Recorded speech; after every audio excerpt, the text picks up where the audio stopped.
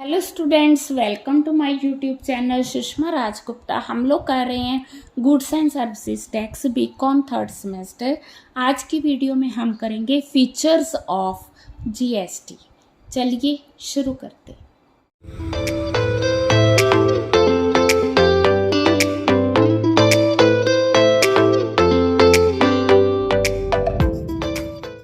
हाँ जी, salient features में सबसे पहली फीचर है टैक्सेबल इवेंट अंडर जीएसटी। तो किस चीज़ पे, किस इवेंट पे जो है जीएसटी लगता है, तो दैट इज सप्लाई। सप्लाई जो है इसमें मेन इवेंट है। सप्लाई ऑफ गुड्स भी हो सकती है, सप्लाई ऑफ सर्विसेज भी हो सकती है, supply of goods and services भी हो सकती है। तो टैक्सेबल इवेंट अंडर जीएसटी क्या है? That is supply. Second point भी फर्स्ट से रिलेटेड है, एप्लीकेबल ऑन सप्लाई। जीएसटी जो एप्लीकेबल होगा वो supply of goods and services पे होगा। जो पहले इनडायरेक्ट टैक्सेस लगते थे ना, वो मैन्युफैक्चर ऑफ गुड्स पे लगते थे, या सेल ऑफ गुड्स पे लगते थे, या प्रोविजन ऑफ सर्विसेज पे लगते थे। बट अब जो जीएसटी लगाया जाता है वो सप्लाई पे लगाया जाता है। जब हम सप्लाई की बात करते हैं तो सप्लाई में क्या क्या इंक्लूड होगा? सप्लाई में गुड्स की सेल भी इंक्लूड होगी, ट्रांसफ़र भी इंक्लूड होगी, barter, exchange, licence, rental, lease, disposal, ये सारे पॉइंट्स इसमें कवर होंगे। ठीक है। Now nature of supply. GST जो है वो सप्लाई की नेचर पे डिपेंड करता है। अब नेचर क्या है? वैसे हम लास्ट वीडियो में कर चुके हैं कि सीजीएसटी कहाँ पे अप्लाई होता है, या एसजीएसटी कहाँ पे अप्लाई होता है? इंट्रा स्टेट सप्लाई पे अप्लाई होता है। आईजीएसटी किस पे सप्लाई होता है? जो इंटर स्टेट, एक से दूसरी स्टेट में हम सप्लाई करते हैं, वहाँ पे आईजीएसटी लगता है। अब इंपोर्ट पे फिर कौन सी जीएसटी लगती है? आईजीएसटी या बीसीडी लगती है। एक्सपोर्ट पे कौन सी जीएसटी लगती है? एक्सपोर्ट पे कोई जीएसटी नहीं लगती है। ठीक है। बीसीडी मतलब बेसिक कस्टम ड्यूटी। हाँ जी, based on principle of destination. GST जो है that is based on principle of destination. ठीक है। जो भी गुड्स एंड सर्विसेज इंडिया में कंज्यूम की जाती हैं उन पे जीएसटी लगाया जाता है। इसीलिए एक्सपोर्ट पे कोई जीएसटी नहीं लगाया जाता क्योंकि वो इंडिया में कंज्यूम नहीं होता। इंपोर्ट क्योंकि वो इंडिया में कंज्यूम होता है, उन पर जीएसटी लगाया जाता है। तो कहने का मतलब ये है, GST is based on principle of destination. हाँ जी, हमारा नेक्स्ट पॉइंट है ड्वेल जीएसटी। इंडिया में ड्वेल जीएसटी मॉडल अडॉप्ट किया जाता है। कहने का मतलब ये है कि सेंट्रल गवर्नमेंट अलग से जीएसटी लगाती है और स्टेट गवर्नमेंट अलग से जीएसटी लगाती है। किन चीज़ों पे? उन चीज़ों पे जिनकी सप्लाई विद इन स्टेट है। ठीक है जी, विद इन स्टेट, जिसको इंट्रा स्टेट भी कहते हैं। अगर सप्लाई इंटर स्टेट है तो वहाँ पे आईजीएसटी लगेगा। ठीक है जी। हाँ जी, एक वही पॉइंट आ गया, treatment of export. In case of export इसको हम ज़ीरो रेटेड सप्लाई मानेंगे और इस पे जीएसटी नहीं लगेगा।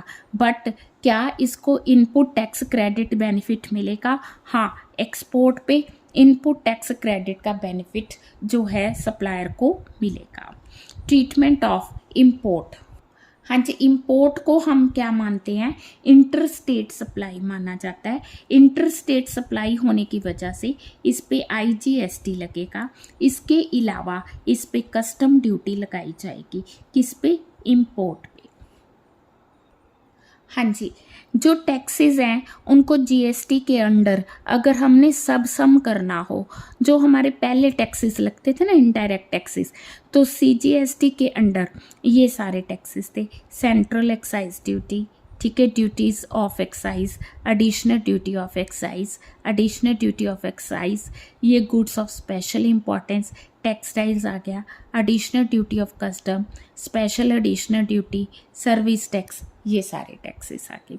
अगर हम बात करें एग्जिस्टिंग टैक्सेस, अगर हम एसजीएसटी की बात करें तो इसमें सेंट्रल थे, इसमें स्टेट वैट आ गया, सेंट्रल सेल टैक्स आ गया, परचेज टैक्स आ गया, लग्जरी टैक्स आ गया, एंट्री टैक्स आ गया, एंटरटेनमेंट टैक्स आ गया, taxes on advertisement, taxes on lotteries, batting and gambling, state सेसेस and surcharge. हाँ जी, जीएसटी की जो रेट्स हैं कौन डिसाइड करता है? सेंट्रल और स्टेट गवर्नमेंट मुचुअली एग्रीड करके डिसाइड करती हैं, मतलब दोनों मिलके डिसाइड करती हैं। ठीक है, जो टैक्स अंडर जीएसटी सिस्टम था पहले ये कहा गया था कि 20% से ज़्यादा नहीं होगा, बट अब जो रिसेंट कम्युनिकेशंस आई हैं उसके अकॉर्डिंग इसकी 4 स्लैब्स फिक्स की गई हैं। First is 5%, second is 12, third is 18 and fourth is 28%। तो कहने का मतलब ये है कि मैक्सिमम रेट 28% है, बट अब ये कहा गया है कि ये 40% तक भी हो सकता है। हाँ जी, नेक्स्ट पॉइंट है supply of alcohol liquor for human consumption. अब एल्कोहल लिक्वर पर CGST नहीं लगेगा, फिर क्या जीएसटी नहीं लगेगा? लगेगा। कौन लगाएगा? स्टेट गवर्नमेंट इस पे टैक्स लगाएगी। कुछ आइटम्स ऐसी हैं जिन पे CGST नहीं लगेगा।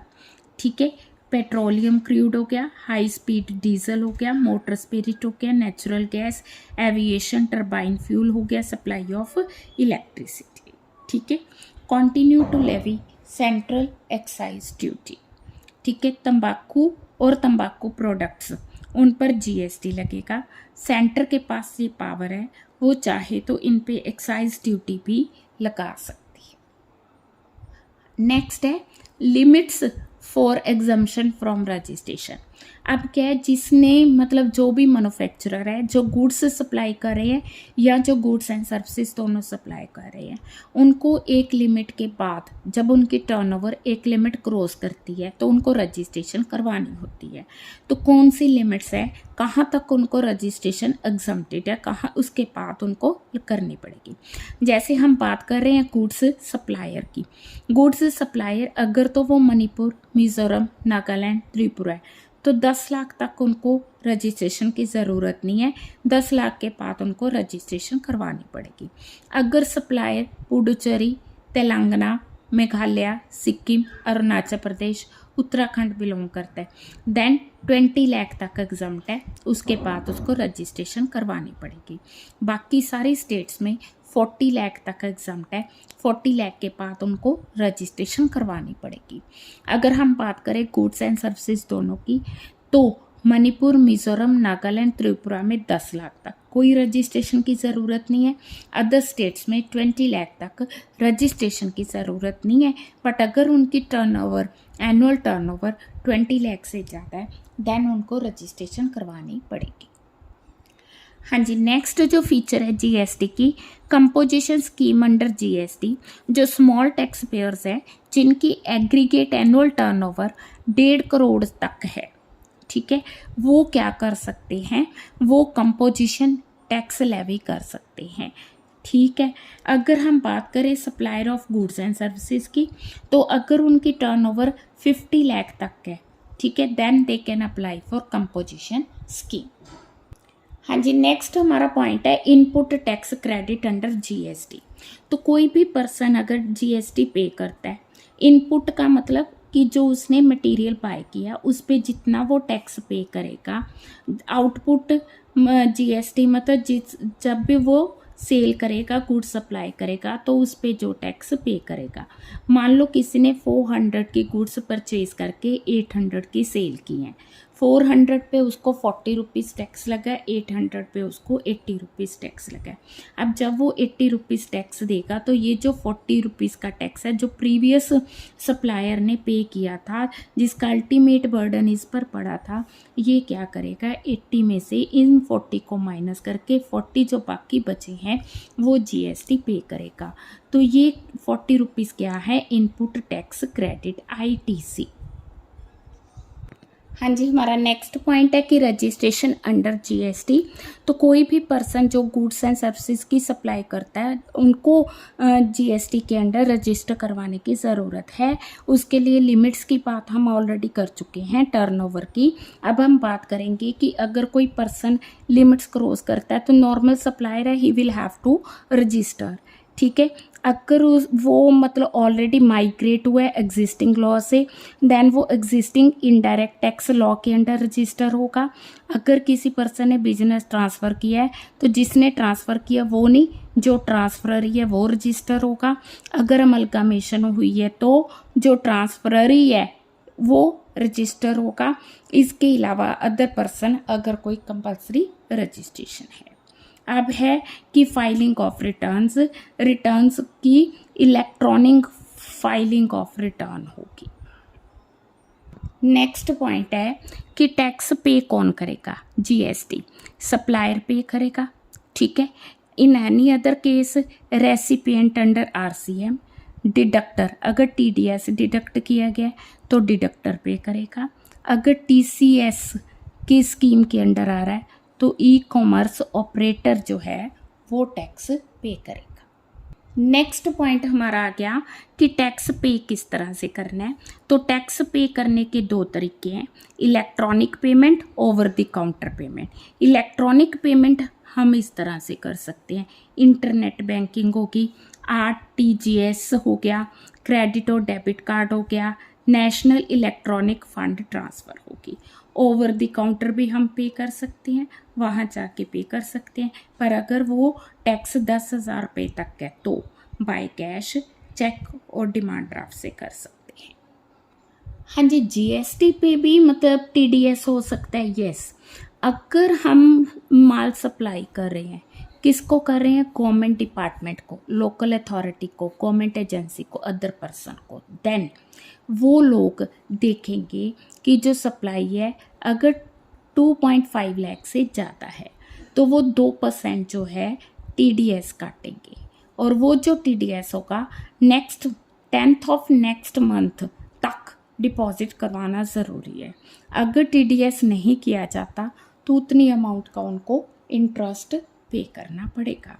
Now the point is refund of tax होगा, यस। अगर जीएसटी कम बन रहा है, अगर किसी पर्सन का जीएसटी 10,000 बन रहा है बट उसका टीडीएस 12,000 पे हो गया, देन उसको 2,000 रिफंड होगा, ठीक है जी।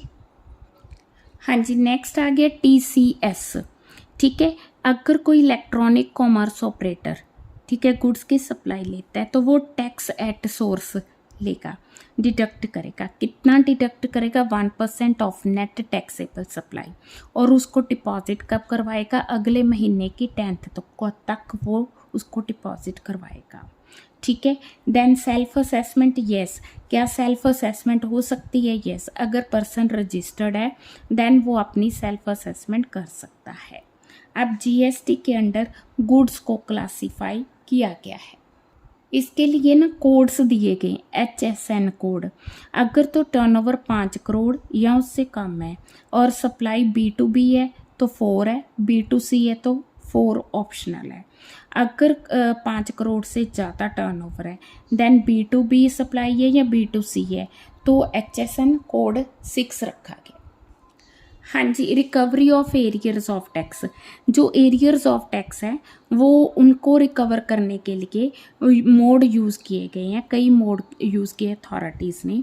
इसके अलावा अगर कोई पर्सन जीएसटी रजिस्टर्ड है या जीएसटी पे करने के लिए लायबल है बट वो जीएसटी पे नहीं करता तो उस पर search, seizure, arrest, search seizure जिसको हम रेड डालना कहते हैं, सर्च एंड सीजर प्रोसेस किया जाएगा।